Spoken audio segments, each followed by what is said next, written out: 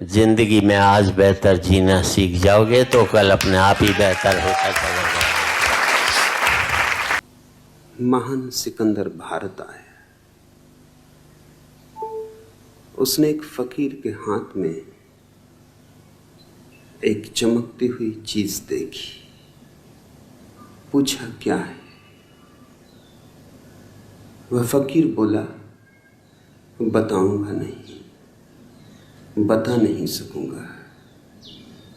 यह राज बताने का नहीं।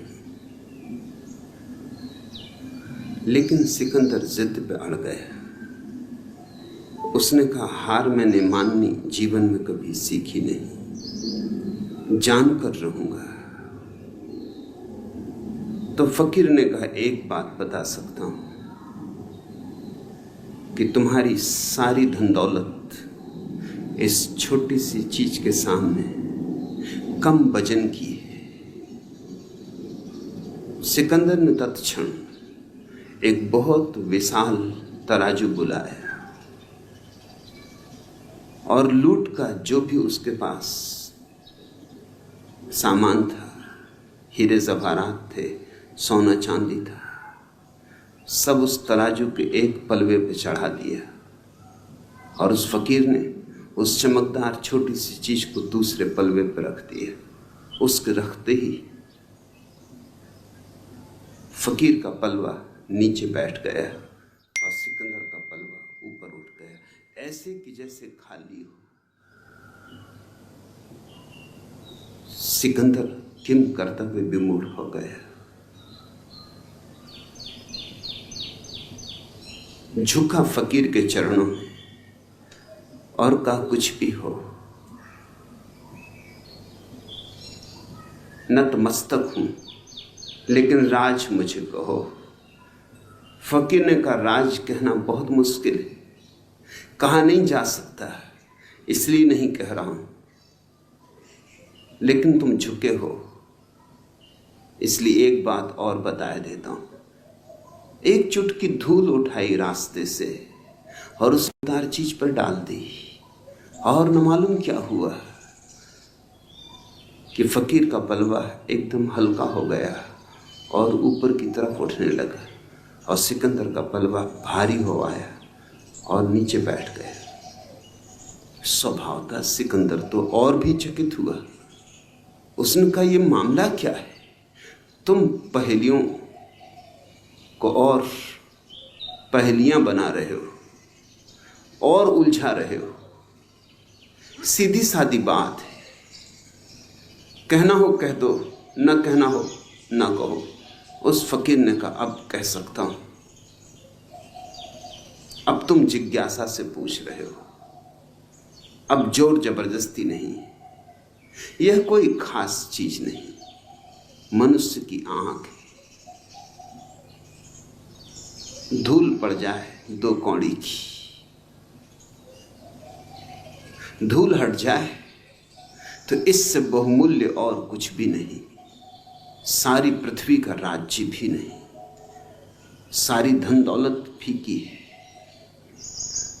संबोधि का अर्थ होता है नरेंद्र, तुम्हारे भीतर की आंख। और कुछ ज्यादा कठिनाई की बात नहीं, थोड़ी सी धूल पड़ी, सपनों की धूल। धूल भी सच नहीं, विचारों की धूल, कल्पनाओं की धूल, कामनाओं की धूल। धूल भी कुछ वास्तविक नहीं, धुआं धुआं है, मगर उस धुएं ने तुम्हारी भीतर की आंख को छिपा लिया। जैसे बादल आ जाएं और सूरज छिप जाए, बादल छट जाएं और सूरज प्रकट हो जाए। बस इतना ही अर्थ है संबोधि का। बादल छट जाएं और सूरज प्रकट हो जाए। तुम सूरज हो, बुद्धत्व तुम्हारा स्वभाव है, मगर खूब तुमने बादल अपने चारों तरफ सजा लिए। न मालूम कैसी कैसी कल्पनाओं के बादल, न मालूम कैसी कैसी कामनाओं के बादल, जिनका कोई मूल्य नहीं, जो कभी पूरे हुए नहीं, जो कभी पूरे होंगे नहीं, मगर तुम उस सब से घिरे हो जो नहीं है और नहीं होगा, और उससे चूक रहे हो जो है और जो सदा है और सदा रहेगा। संबोधि का अर्थ होता है जो है उसमें जीना, जो है उसे देखना, जो है उससे जुड़ जाना। जो नहीं है उस पर पकड़ छोड़ देना। अतीत नहीं है और हम अतीत को पकड़े हुए, बीत गया कल हम कितना संभाल कर रखे हुए, जैसे हीरे जवाहरातों को कोई संभाले। राख है, अंगारा भी नहीं, अब सब बुझ चुका। जैसे कोई लाशों को ढोए, ऐसा हमारा अतीत है। और या फिर हम भविष्य की कामनाओं में उलझे, सेक चिल्ली हैं हम, सोच रहे हैं ऐसा हो, ऐसा हो, ऐसा हो जाए।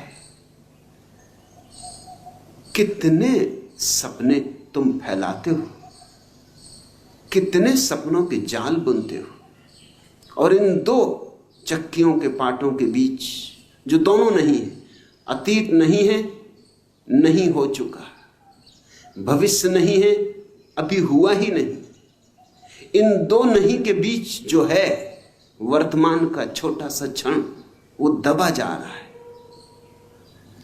इन दो चक्कियों के बीच में तुम्हारा अस्तित्व पिसा जा रहा है।